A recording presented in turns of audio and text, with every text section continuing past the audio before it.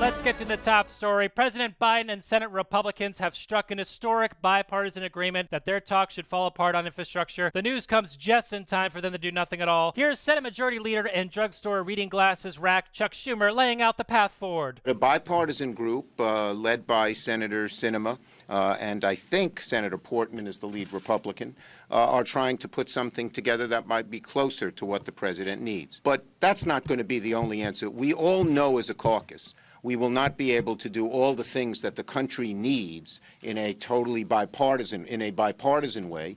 And so at the same time, we are pursuing the pursuit of reconciliation. And that concludes Act 1 of the iconic Washington musical called A Serious Attempt at Bipartisan Compromise before ramming this through on a party line vote. I must say, Shelley Moore Capito's performance this week as frustrated senator just trying to do the right thing was breathtaking. I see a BAFTA in her future.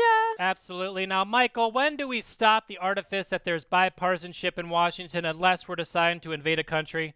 Well, yeah, unless we decide to invade a country or maybe the economy collapses. But, James, even nowadays, that doesn't end this partisan squabbling. Most American history, if there was a war or an economic calamity like 1933 or a Cold War with the Soviet Union, people from the other side would bargain with a president in the White House for the good of the country.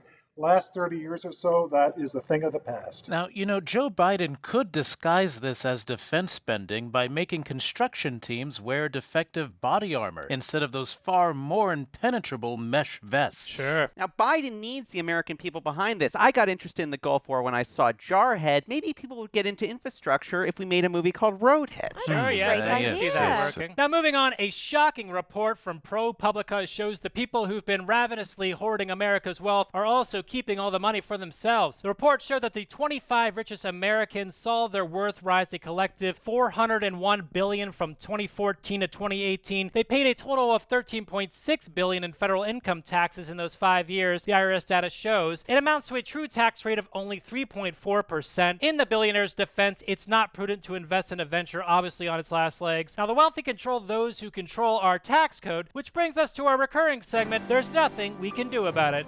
Michael, you heard the graphic. There's nothing we can do about this, obviously, so we should just make up for the lost revenue by taxing the poor. That's what some people say. I would be the last one to say something like that because America is founded on the idea of fairness. We all pay our share. And the other thing is in American history, when the ruling class hoards too much money, and we've never seen it like this before ever in American history, but times like the 1890s or the 1920s, what happens is that there's a popular reaction and the people demand a change. Now, to be fair, this report says nothing about 2018 to present, so who knows? They could be paying their fair share and learn their lesson. I mean, who knows? Now, the real problem is working class Americans are hoarding being poor. How many piles of bills and eviction notices do you need before you realize there's more to life than just struggling to survive? Well, let me say this about Jeff Bezos in space. It's tough for men to be vulnerable with each other, and sometimes the only way to tell your brother you love him is by flying 24,000 miles per hour on a rocket. Now, full disclosure, Jeff Bezos may or may not own Viacom CBS. His mitts must be in there somewhere. We're just not sure. Don't disclosures usually go at the top of the segment? Who gives a shit? There's nothing we can do about this, as we've established. Now, moving on, President Biden is off to Europe for his first overseas trip as president, where he will meet with allies on the traditional post-Republican president apology tour. Upon arriving in England, he delivered these bullshit strengthening allies remarks like nations even control the world anymore. The visits to allies are all lead up to a dramatic meeting with Russian President Vladimir Putin, one of America's greatest foes, and most useful excuse for insane defense spending at the expense of every other aspect of society. Michael, what is the purpose of a presidential trip abroad? Is it just a vacation or subtle reminder to industrial nations that we could destroy them if there was nothing good on TV that day?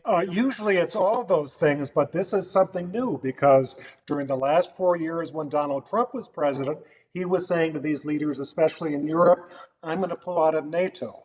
I'm going to stop big, strong American relationships with other countries around the world. And what Biden is trying to do is saying, I'm bringing history back to the way it was before 2017, it's not going to be easy. Now, it is the president's role to maintain these traditions of American statesmanship, and that is, of course, why Biden is off to meet the white people first. Oh yes, we love tradition, but personally, I'm looking forward to the G7 summit, where the world's richest countries will agree on which COVID variant should ravage the global south in the coming year. With Biden and Kamala out of the country, Nancy Pelosi is in charge, and that means I can have candy for dinner. You're an adult, Junior. You can eat candy whenever you want. Ooh, don't tell me that. That freedom is terrifying. Yes, I could see that. Now, moving on, Michael, let's talk about how you've devoted your life to the study of America's most twisted, sadistic sociopaths, rapists, and genocidal maniacs, its presidents. A warning, this conversation is about to get very graphic. Junior, if you have to, Ralph, please try to make it to the bathroom this time. Not to be overconfident, but I'll be fine. Now, Michael, you've studied presidents like George W. Bush, Harry Truman, and Bill Clinton. What is the common thread in these sort of monsters? Well, the thread is some of them, almost every president has a little bit of a monster in him and a little bit of a hero. But the reason why these guys are so interesting is because in private, they're very different from the way they seemed in public.